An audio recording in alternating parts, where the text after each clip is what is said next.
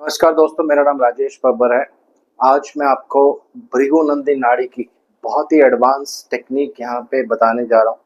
ये जो टेक्निक है ये मैं प्रश्न कुंडली में बहुत ज़्यादा यूज़ करता हूँ और लगन कुंडली पर भी जब मेरे पास डिफरेंट डिफरेंट चार्ट्स आते हैं तो पूरी टेक्निक आपके साथ मैं शेयर करूँगा और कोशिश करूँगा एक एग्जाम्पल कुंडली भी जिसके माध्यम से आपको थोड़ा और क्लियर हो जाए कि ये टेक्निक कैसे काम करती है। तो ये पूरी वीडियो भृगुनंदी नाड़ी के कॉम्बिनेशंस और टेक्निक्स पर आधारित है। तो आइए वीडियो आरंभ करते हैं। वीडियो आरंभ करने से पहले भगवान गणेश जी और भगवान शनिदेव से आराधना करूंगा सबके घर में सुख और शांति बनाए रखे। तो ये नॉर्थ इंडियन चार्ट है, ये साउथ इंडियन चार्ट है एज यूजुअल।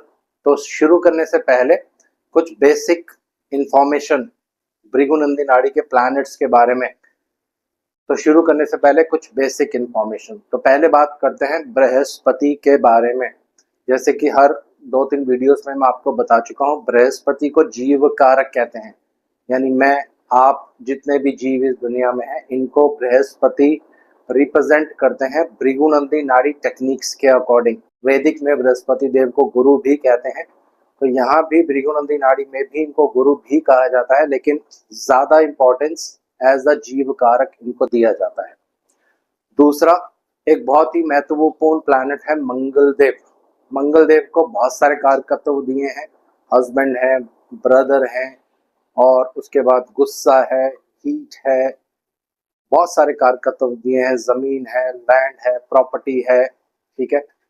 लेकिन एक बहुत ही महत्वपूर्ण जो कॉम्बिनेशन है मंगल देव से जो बनता है वो है मंगल और केतु का। तो इसके बारे में अभी मैं आपको बताने वाला हूँ। तो मंगल देव को भृगुनंदी नाड़ी में अग्नि यानी फायर कहा जाता है। यह फायर कोई भी हो सकती है, जो घर पे आप यूज करते हैं, गैस का चूल्हा जलाते हैं, वो भी अग्नि मंगल देव से रिप्रेजेंट करती है। जो चिता में अग्नि दी जाती है उससे भी मंगल देव को रिप्रेजेंट किया जाता है, या वो अग्नि जो होती है मंगल देव से रिप्रेजेंट की जाती है। विवाह में जब हवन होता है या विवाह के टाइम पे, तो हवन के समय जो हवन कुंड में अग्नि होती है ये भी मंगल देव से रिप्रेजेंट होती है। तो अलग अलग जगह पे ये अग्नि आपको अलग अलग रिजल्ट देगी जब मंगल देव अलग अलग ग्रहों से युति करते हैं। अब बात करते हैं केतु देव के बारे में। केतु देव क्या है? केतु देव मोक्ष के प्लैनेट है, स्पिरिचुअल प्लैनेट है, मृत्यु, डेथ को इंडिकेट करते हैं, सेपरेशन को इंडिकेट करते हैं। बहुत सारी चीजें, बहुत सारे जो कारकत्व हैं केतु देव के अंडर भी आते हैं, लेकिन इनमें से कुछ बेसिक कारकत्व लेके आज मैं आपको ये टेक्निक शेयर करने जा रहा हूँ। तो जब भी कुंडली में मंगल देव और केतु देव की युति होगी और ये युति अग्नि राशियों में हो जाएगी, तो आप देखेंगे कि मंगल देव, जैसे मैंने पहले बताया, ये अग्नि के कारक हैं, केतु देव मृत्यु के कारक हैं, डेथ के कारक हैं। तो आप देखेंगे इस तरह के हादसे बहुत सारी जगह पे आपको देखने को मिलेंगे। लेकिन अगर ये अग्नि राशि में कॉम्बिनेशन बनेगा, तो अग्नि राशियां हमारी कौन सी होती हैं? मेष राशि और सिंह राशि। ये दो ही राशियां होती हैं जिनमें ज्यादा अग्नि का तत्व होता है। धनु राशि में इतना ज्यादा अग्नि तत्व नहीं होता है। तो अगर ये मेष राशि में कॉम्बिनेशन बने या सिंह राशि में कॉम्बिनेशन बने, तो इस तरह के परिणाम कुंडली में भी देखने को मिलते हैं, और जब ये गोचर में दोनों जुड़ते हैं तब भी देखने को मिलते हैं। तो इसी के आधार पर एक टेक्निक मैं आपको बताता हूँ कैसे ये टेक्निक काम करती है। उदाहरण के लिए, अभी बृहस्पति 3 नंबर में गोचर कर रहे हैं। बृहस्पति को एक बहुत ही भारी ग्रह कहा जाता है और इसको जीव कारक भी कहा जाता है। 3 नंबर साइन, क्योंकि ये काल पुरुष के तीसरे घर में आता है, इसको ट्रेवल से इंडिकेट किया जाता है, कम्युनिकेशन, मीडिया, जर्नलिज्म, इन सब चीजों से इंडिकेट किया जाता है। यानी आप कहीं ट्रेवल करेंगे तो उसमें 3 नंबर राशि का बहुत महत्वपूर्ण रोल होता है, क्योंकि ये काल पुरुष के कुंडली में तीसरे भाव में आती है, और ये कम्युनिकेशन की भी राशि है क्योंकि बुध की राशि है। दूसरा, बृहस्पति जीव कारक है। तो एट प्रेजेंट गोचर में बृहस्पति जो है वो 3 नंबर राशि में चल रहे हैं, यानी जीव जो है वो 3 नंबर राशि में ट्रेवल, कम्युनिकेशन, इन राशियों में मूव कर रहा है। इसके बाद उदाहरण के लिए, अभी मंगल और केतु, ये दोनों 5 नंबर राशि में मूव कर रहे हैं। ये अभी की गोचर की स्थिति मैं बता रहा हूँ, इसके बाद आपको मैं कुंडली से ये टेक्निक और कैसे काम करेगी ये भी बताऊंगा। तो जब भी इस तरह का कॉम्बिनेशन बनता है, मंगल को कहते हैं अग्नि, केतु को जैसे मैंने आपको बता दिया इसको कहते हैं मृत्यु, और मंगल से 11th में बृहस्पति गोचर कर रहे हैं। जब भी मंगल से 11th में कोई ग्रह गोचर करता है तो अस्त्र शस्त्र अग्नि, और उसमें केतु का भी रोल आ गया, कुछ केतु को कहते हैं स्पेयर पार्ट्स के टुकड़े, इन सब चीजों से जीव को कष्ट होगा या प्रॉब्लम होगा। अब ये ऐसा क्यों होता है, इसका क्या रीजन है? भृगुनंदी नाड़ी में एक रूल होता है कि जो भी ग्रह एक दूसरे से 3-11 एक्सिस में होंगे, बृहस्पति से तीसरे में मंगल है और मंगल से 11वें में बृहस्पति है और केतु भी है, तो ये दोनों एक दूसरे को देखते हैं, दोनों की एक दूसरे पर दृष्टि है। तो यहाँ भी मैं लिख देता हूँ 1 2 3, यहाँ पे जुपिटर है 4 और 5, यहाँ पे मार्स है और यहाँ केतु, तो दोनों जगह मैंने यहाँ पे लिख दिया है। तो आप देखेंगे जब भी इस तरह के कॉम्बिनेशंस बनेंगे तो अग्नि से लेकर जीव को कुछ ना कुछ समस्या हमेशा उत्पन्न होती है।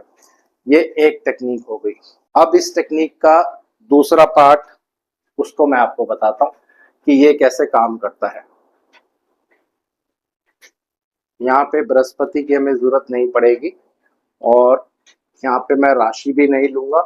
पहला एग्जाम्पल सिर्फ आपको समझाने के लिए था, ये मैंने आपको क्लियर कर दिया है। अब एक बेसिक थ्योरी है भृगुनंदी नाड़ी में, अग्नि और मृत्यु यानी मंगल और केतु, इनके बीच में अगर आपकी लगन कुंडली में कोई ग्रह होगा तो उस ग्रह के कारकत्वों के अनुसार उस ग्रह को बहुत ज्यादा प्रॉब्लम होगा, या जिस भी रिश्तेदार को वो इंडिकेट करेगा उनको बहुत ज्यादा प्रॉब्लम होगा। तो उदाहरण के लिए जैसे मैं आपको बता रहा हूँ, मान लीजिए किसी के मंगल यहाँ पे हैं और केतु यहाँ पे है, ये मंगल है ये केतु है, इनके बीच में अगर कोई ग्रह होगा तो उदाहरण के लिए ये ले लेता हूं मैं, ये कॉम्बिनेशन अगर कुंडली में है, जैसे मैंने आपको पहले बताया था कि ये कुंडली के माध्यम से भी आपको एक्सप्लेन करूंगा। तो अब देखिए अग्नि मंगल और केतु मृत्यु मोक्ष का कारक, इनके बीच में चंद्रमा, चंद्रमा क्या है? आपका मन है, तो यानी मन हमेशा अशांत रहेगा। यहाँ पे आप ये कह सकते हैं कि प्रॉब्लम होगी। मंगल और केतु क्योंकि ये अग्नि है, ये जैसे मैंने आपको बता दिया स्पिरिचुअल चीजों और मृत्यु को इंडिकेट करता है, तो इसको आप दूसरे रूप में इस तरह से प्रेडिक्शन कर सकते हैं कि चंद्रमा को प्रॉब्लम होगा कुंडली में। चंद्रमा आपका मन है तो इस व्यक्ति का मन हमेशा अशांत रहेगा, कुछ ना कुछ इसको हमेशा किसी न किसी तरह से इसको तकलीफ रहेगी। दूसरा, चंद्रमा जिस भी चीजों का कारक होगा उन चीजों में भी परेशानी होगी। चंद्रमा माता के कारक हैं, तो माता की लाइफ एक डिफिकल्ट सिचुएशंस में आ जाएगी, या ऐसे केस में माता की जल्दी आयु समाप्त होना, ये भी कॉम्बिनेशन यहाँ पे बन जाता है। तो इसी तरह से बहुत सारे ग्रह हैं जो आप यहाँ पे ले सकते हैं, लेकिन बहुत ध्यान से आपको फलित करना है। ये चीज आपको हमेशा ध्यान रखनी है कि इन दोनों के बीच में अगर कोई और 2 ग्रह भी हैं तो उनको भी साथ में जोड़ना पड़ता है। उदाहरण के लिए ये एक त्रिकोण है और यहाँ पे मैं लिख देता हूँ केतु, ये दूसरा त्रिकोण है। तो 1 2 3 4, 1 2 3 4 5, तो यहाँ पे लिख देते हैं मंगल, 6 7 8 9 यहाँ लिख देते हैं केतु, साउथ इंडियन चार्ट में भी। अब ये मंगल और केतु, इन दोनों के बीच में अगर कोई ग्रह आ गया, उस ग्रह के कारकत्व बुरी तरह से पीड़ित हो जाएंगे, क्योंकि ये अग्नि है, ये मैंने बता दिया आपको ट्रबल, ये ट्रबल का इंडिकेटर है। केतु मतलब प्रॉब्लम, ट्रबल, मृत्यु, मोक्ष, स्पिरिचुअल चीजें। उदाहरण के लिए अगर किसी की कुंडली में यहाँ पे शनिदेव हैं, तो शनिदेव क्या है? बड़े भाई, भृगुनंदी नाड़ी में शनिदेव को एल्डर ब्रदर कहते हैं। तो अगर आपके बड़े भाई हैं तो उनको कष्ट या प्रॉब्लम होगा, या ज्यादा केसेस में ऐसा देखा जाता है कि बड़ा भाई होता ही नहीं है, ये व्यक्ति खुद ही बड़े होंगे। ठीक है, मेल हो फीमेल हो दोनों पे आप इसको लगा सकते हैं। और शनिदेव को कहते हैं आपका प्रोफेशन। तो प्रोफेशन में हमेशा आपको पीड़ा प्रॉब्लम्स इनका सामना करना पड़ेगा। अगर बृहस्पति की दृष्टि शनिदेव पर होगी तो आपको कुछ फेवरिंग एस्पेक्ट्स मिल जाएंगे, यानी फेवर मिल जाएगा। लेकिन अगर बृहस्पति का कोई शुभ प्रभाव नहीं होगा तो फिर फेवरिंग जो फेवर है वो नहीं मिलेगा। 5 6 7 5 6 7 यहाँ पे सैटर्न आएंगे। ठीक है, तो इस तरह से हर प्लैनेट को आप यूज कर सकते हैं। इसको प्रश्न कुंडली में भी यूज कर सकते हैं, गोचर में भी यूज कर सकते हैं। अलग अलग तरीके से बहुत सारी यहाँ पे प्रेडिक्शंस जो है वो निकल कर आती हैं। उदाहरण के लिए अगर यही कॉम्बिनेशन है और बीच में सूर्य आ जाते हैं और आप कोई प्रश्न कुंडली देख रहे हैं, जैसे मैंने बताया आपको कि प्रश्न कुंडली में भी आप ये टेक्निक यूज कर सकते हैं। यहाँ पे सूर्य देव आ गए और किसी व्यक्ति ने अपने पिता के बारे में आपसे क्वेश्चन पूछा, तो सूर्य सूर्य पिता के कारक है, मंगल अग्नि है, केतु मृत्यु के कारक है, मंगल अग्नि है, ये सारा कॉम्बिनेशन यहाँ बन रहा है। तो क्या होगा, ऐसे केस में आप ये कह सकते हैं कि पिता को कुछ प्रॉब्लम 100%, क्योंकि अग्नि और मृत्यु के बीच में जब कोई प्लैनेट आ जाता है तो उसको बहुत ज्यादा कष्ट होता है और ऐसे केस में पिता की आयु भी कम हो जाती है।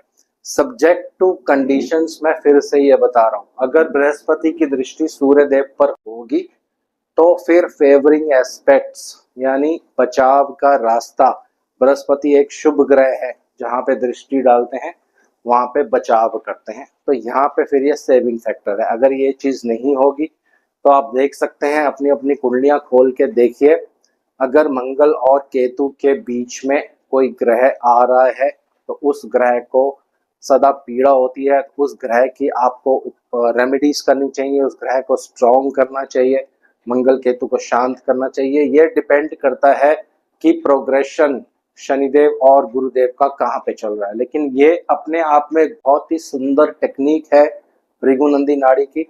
और नेक्स्ट वीडियो में आपको मैं बताऊंगा, अगर आपकी कुंडली में किसी भी ग्रह से 12वें भाव में मंगल देव होंगे तो क्या परिणाम आपको देखने को मिलेगा।